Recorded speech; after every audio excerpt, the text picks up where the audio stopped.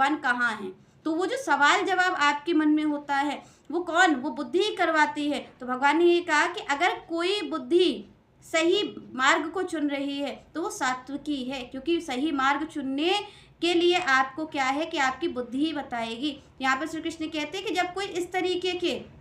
विचार को मान लेता है, मेरे श्री चरणों में आ जाता है, जो कि संत जन कहते हैं कि रख भरोसा राम का निर्भय होके सोए, तो श्री कृष्ण कहते हैं वो निर्भय भी हो जाता है, उसके साथ साथ इस भव बंधन से मुक्त भी हो जाता है। तभी भगवान ने कहा कि भव बंधन में बांधने वाली भी बुद्धि है और मोक्ष का कारण भी बुद्धि है। तो जब आप संत जनों की, भक्त जनों की बातों को मानते हो, और जब मानते हो, जब आप में विवेक जागृत होता है, तब आप जाकर के कहीं मुक्त हो पाते हो। और जब आपकी बुद्धि सांसारिक होती है, संसार की बातों को मानती है, संसार की बातों का चिंतन करती है, तो श्री कृष्ण कहते हैं फिर क्या होता है कि फिर वो बंधन में पड़ती ही रहती है, बंधन में ही बंधती जाती है और दुर्गति हो जाती है जीव